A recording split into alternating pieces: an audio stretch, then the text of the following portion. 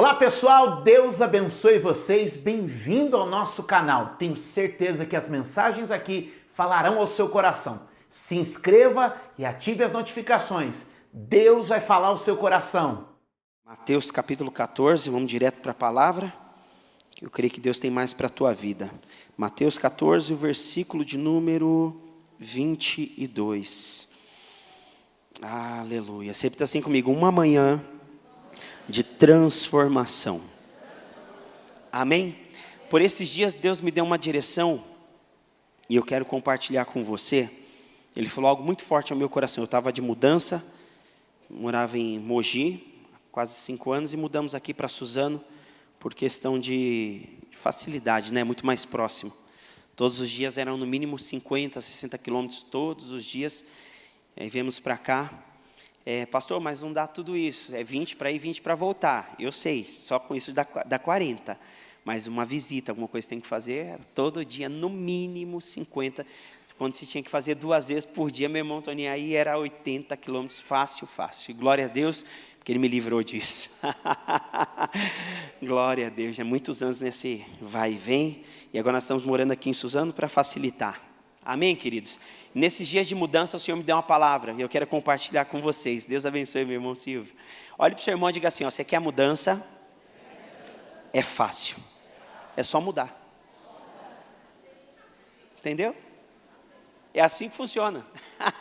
Você deu risada por quê? É fácil. Quer mudança? É só mudar. Vamos ver aqui, eu quero ministrar a sua vida. Versículo 22. Logo em seguida, Jesus insistiu com os discípulos para que entrassem no barco e fossem adiante dele, para o outro lado, enquanto ele despedia a multidão. 23, tendo despedido a multidão, subiu sozinho a um monte para orar, e ao anoitecer ele estava ali sozinho. 24, mas o barco já estava a considerável distância da terra, fustigado pelas ondas, porque o vento soprava contra ele. 25, alta madrugada, Jesus dirigiu-se a eles, andando sobre o mar. 26, quando viram andando sobre o mar, ficaram aterrorizados e disseram: é um fantasma, e gritaram de medo. 27, o texto está certo? Tá? Certo? 27, mas Jesus imediatamente lhes disse: coragem, sou eu, não tenham medo. Olha como Jesus aborda eles: coragem, não tenha medo. 28, Senhor, disse Pedro, se és tu, manda-me ir ao teu encontro por sobre as águas. 29, venha, respondeu ele. Então Pedro saiu do barco, andou sobre as águas e foi na direção de Jesus. 30, mas quando reparou o vento, ficou com... mesma palavra, percebeu? Coragem, medo. E começando a afundar, gritou: Senhor, salva-me. 31, imediatamente Jesus estendeu a mão e o segurou e disse: homem de pequena fé, por que você duvidou? 32, quando entraram no barco, o vento cessou. 33, então os que estavam no barco adoraram, dizendo: verdadeiramente tu és o Filho de Deus. Amém? Coloque as mãos sobre a palavra assim e repita assim comigo: Senhor, eu sou a sua ovelha e o Senhor é o meu pastor. Amém. Vamos dar uma salva de palmas ao Senhor por essa palavra tão linda. Jesus é lindo, gente. Jesus é lindo. O Senhor falando comigo esses dias foi muito claro: você quer mudança? Mude. Então em uma semana eu decidi mudar, querido pastor. Uma semana eu decidi mudar. Agora você imagine uma casa inteira com 3 quartos, uma casa bem espaçosa, dentro de um apartamento de, se eu não me engano, aquele que você tropeça no quarto e cai na cozinha, de 47 metros quadrados. Eu acho que é um dos menores que tem, né? Pastor, que maluquice é essa? Eu sei, meu irmão. Pastor, estava apertado? Não. Pastor, estava difícil? Não. Pastor, não. Eu só orei, apareceu, eu falei: vamos para dentro, porque quem quer mudança, muda. Entendeu como é que funciona? Aí eu casei com uma mulher que é mais doida que eu. E obrigado pela vida do pastor Leandro. Aleluia, esse pastor, ele é casamenteiro, viu? Brincadeira.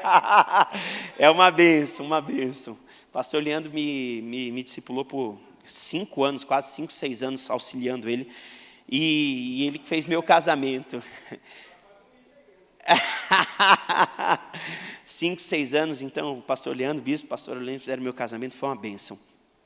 E irmãos, e a minha esposa, ela tem mais fé do que eu. Eu falei: amor, apareceu uma situação, vamos mudar? Ela: vamos. Eu falei: tem um detalhe, uma semana, tem que mudar. Como é que vai fazer? Fazendo. Nós vamos orar e o Senhor vai dar uma direção. Já que é para mudar, muda. Sabe qual que é a grande questão na vida de muitas pessoas? É que elas querem mudança. Elas querem que o ambiente mude, mas elas não estão dispostas a mudar. E o problema é que a maioria das pessoas, você não, porque você é um cara bacana, você é uma irmã super simpática, uma serva de Deus, vocês não são assim. Aqui, a ICM Boa Vista, Mogi, as nossas ICMs não tem esse tipo de gente, não tem. Olha para o seu irmão e diga assim, pode ficar tranquilo que não é você.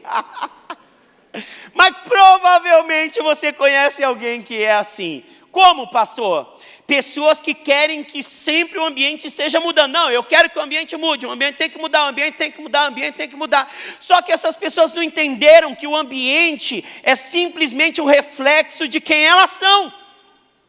É só isso. Agora olha o que acontece, irmão. Qual que era a diferença de Jesus para Pedro, humanamente falando? Alguém pode dizer assim, pastor, Jesus era Deus. É verdade, ele continua sendo. Só que tem um detalhe, quando você estuda a palavra um pouco mais aprofundada, você vai perceber que Jesus, ele veio também sendo 100% homem. Então, naquele momento, Pedro e Jesus, eles eram iguais, humanamente falando. A única diferença é que um tinha fé para valer e o outro não tinha fé para nada. Entendeu? Um tinha muita fé e o outro tinha pouco café, ou pouca fé. Vamos tomar café. Pouca fé, pouca. Aí olha o que acontece, Jesus vai chegando próximo do barco, agora é fácil falar que eles gritaram, né? É fácil, mas você também gritaria, porque eu também gritaria. Imagine você lá, uma tempestade lascada, você com o baldinho para fora, baldinho jogando água, joga água. De repente quando você olha assim, vem alguém andando por sobre as águas. Imagine ele cantando, eu vou construir assoviando. Não sou muito bom de assoviar não, imagine Nosso Senhor cantando.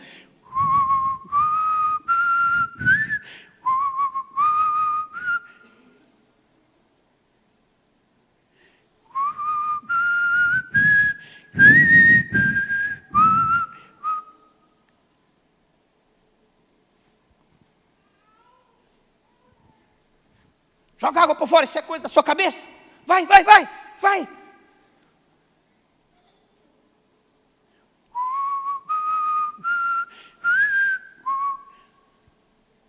Ainda está assoviando. Não está escrito na Bíblia, é eu que estou inventando, entendeu? Só para ficar mais engraçado. Imagine. Não dá tempo para essas coisas, amigo. É um fantasma. Irmão, se fosse eu pulava do barco. Não importa se é tempestade. É um fantasma. Você não gritaria? A Bíblia diz que aquele que diz que não tem pecado já está pecando pela mentira. Você gritaria também. Agora presta atenção. Aí Jesus disse assim, não tema, não precisa ter medo, descansa o coração, fique em paz, canta comigo esse louvor, meu filho, sou eu, I am. Tá certo, I am? Acho que deve estar. Aí Pedro olha, Senhor, se és tu, eu quero ir aí também. Já que você tem coragem, Pedro, então pode vir. Irmão, deixa eu começar a ministrar. Olha só o versículo de número 22, as primeiras palavras.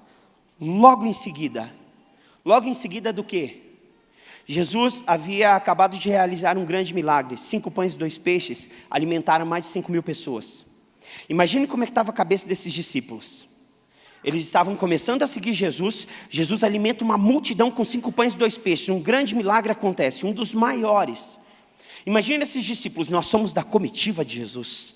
Nós somos os discípulos de Jesus, nós somos seus alunos. Imagine a multidão tentando se aproximar de Jesus e os discípulos, opa, peraí, nós somos os 12 que estamos próximos dele, nós somos os seus discípulos, nós somos a sua comitiva. Aí a Bíblia diz que Jesus, olha só o versículo 22, Jesus insistiu com os discípulos para que eles entrassem no barco. Vamos, gente, vamos, entra. Não, Senhor, mas a multiplicação, tem a multidão aqui, nós temos que cuidar do Senhor. Pode deixar que eu sei cuidar de mim. Entra no barco, vai. Não, Senhor, mas a multidão, não. Vai.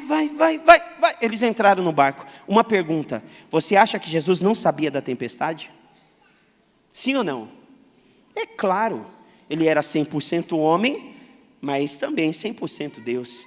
Ele sabia da tempestade. E se ele sabia da tempestade, por que ele manda os discípulos atravessar o mar? Já parou para pensar nisso? Deixa eu te falar algo muito interessante nesse texto. Irmã, o foco daquela tempestade não era açoitar o barco. Algumas versões dizem fustigar. É como que pegar um chicote e pá, violentamente. O foco daquela tempestade não era açoitar o barco. O foco daquela tempestade era tratar o coração dos discípulos. Você olha para o que está acontecendo na sua vida e diz assim, por que isso está acontecendo? Por que eu estou perdendo tal coisa?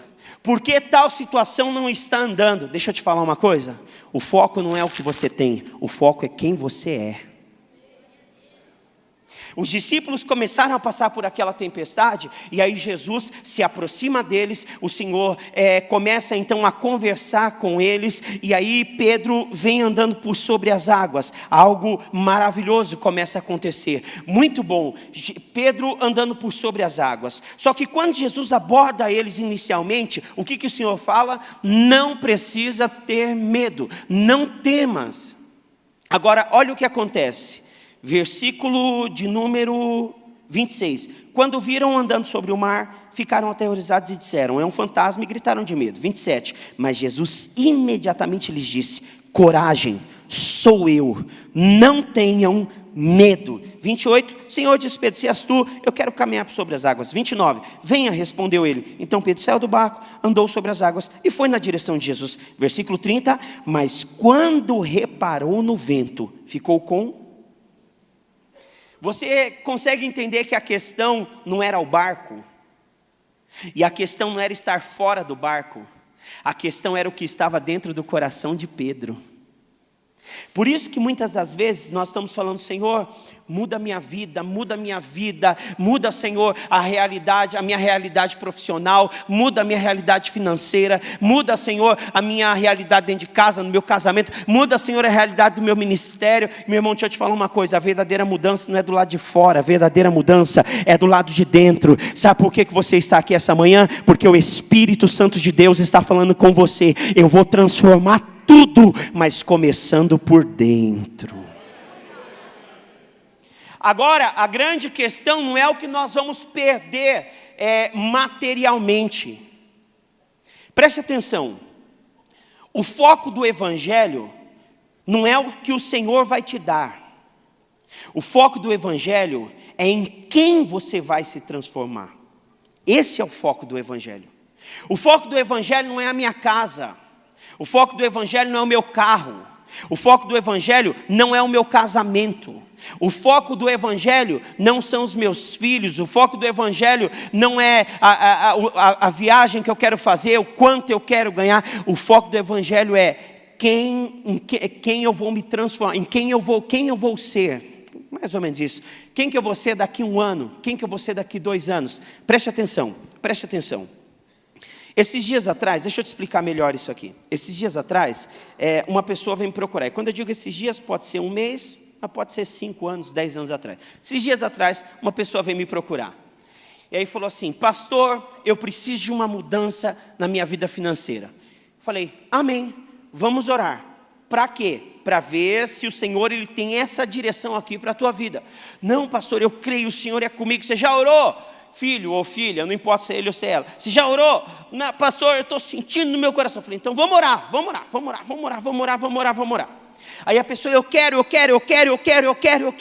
preciso mudar isso, eu preciso que o meu salário aumente, E na verdade não é o salário aumentar, é a pessoa aprender a administrar o que ela tem. Jesus diz assim, se você não for fiel no pouco, não adianta que não vai ter muito para você, porque não é o que você tem, é quem você é. O segredo é quem você é. Aí orando, não, eu quero. Eu falei, cuidado, não, eu quero. Pronto, a pessoa ganhava 3 mil. Mais ou menos isso, 3 mil. Faz um tempo, já não lembro quanto que era, mas é mais ou menos isso. Eu me lembro que coisa de 1 mês e pouco, 2 meses, surgiu uma situação lá, a pessoa começou a ganhar 15 mil por mês. É que você já está bem para valer, né? Então deixa eu dar uma melhorada. 30 mil por mês, tá bom para você? Começou a ganhar mais ou menos 10, 15 mil, assim, coisa de 1 mês e meio. Maravilha. Começou a ganhar, e é bom demais, ganhando, olha que legal, agora eu posso viajar, agora eu posso comprar um carro novo, agora eu posso fazer isso, agora eu posso fazer aquilo. Resultado, 5 meses depois, perdeu esposa, perdeu filho, se divorciou.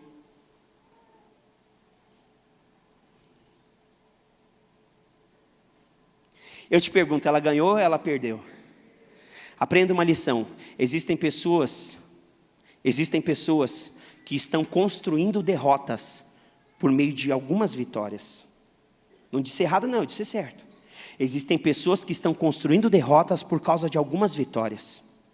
A questão que o Senhor estava tratando aqui no coração dos discípulos ia muito além de um barco. Ei, irmão, ouça bem isso aqui. O Senhor, Ele não despreza o que você tem. Tanto que quando o Senhor encontra Pedro, logo no início, bem no primeiro encontro deles, o Senhor utilizou do barco de Pedro para pregar. Depois de utilizar do barco de Pedro, Ele disse, vamos voltar para o mar alto que nós vamos pescar. E naquele milagre você vai observar que o Senhor não desprezou nem o barco e muito menos a rede. Existem pessoas que acham que Deus vai fazer o sobrenatural de uma forma assim, eu vou piscar e vai acontecer. Aí as pessoas começam a desprezar o que elas têm. Aprenda uma coisa, para que o sobrenatural se manifeste, o Senhor não vai desprezar o natural. Ele pode fazer? Pode. Pode, igual esses dias orando lá na igreja, uma pessoa estava com uma infecção gravíssima no estômago, uma bactéria, ninguém descobria, aquilo estava consumindo a pessoa. Numa oração, a pessoa disse que sentiu um fogo dentro do estômago dela e começou a queimar.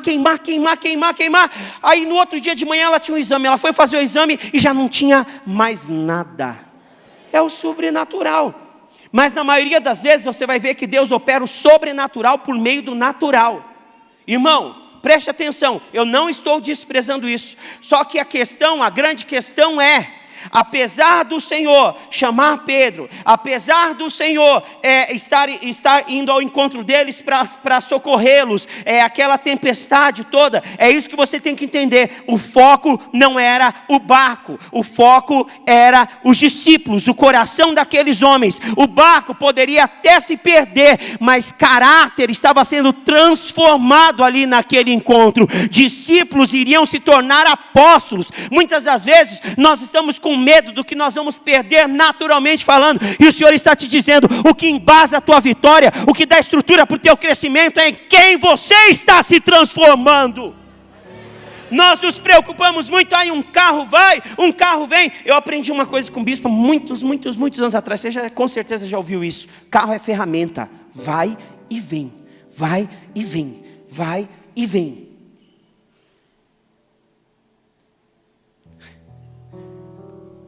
Meu Deus. Pastor, aquilo era uma derrota para a equipe de discípulos. Faz assim comigo, ó. Porque da mesma forma que algumas pessoas estão construindo uma vida inteira de derrota por causa de algumas vitórias, outras estão construindo uma vida de vitória por meio de algumas derrotas. Aquilo, momentaneamente, era uma grande derrota. Mas na verdade, era o tratamento do caráter daqueles homens.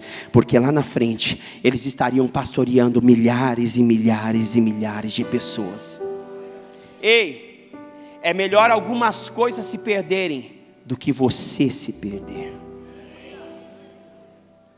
Irmão, o foco do Evangelho.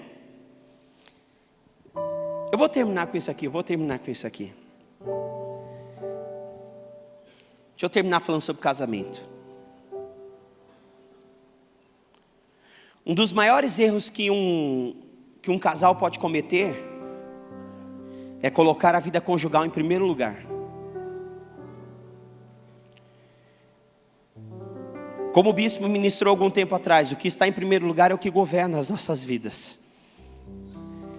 Eu fazendo um casamento esses dias atrás, eu disse assim para eles: olha, eu quero ensinar algo muito importante para vocês. Isso é o que eu levo para a minha vida conjugal e tem dado certo. E glória a Deus por isso, porque é a palavra, não tem como dar errado. Eu disse assim: você tem que entender que a sua vida conjugal não vem em primeiro lugar.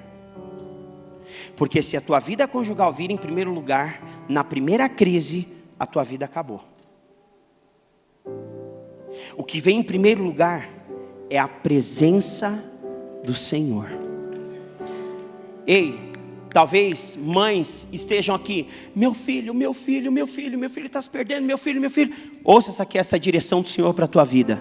O seu filho é importante, mas a prioridade é a presença de Jesus. Porque quem te deu aquele filho foi Jesus. Se apega com Jesus que ele alcança o seu filho.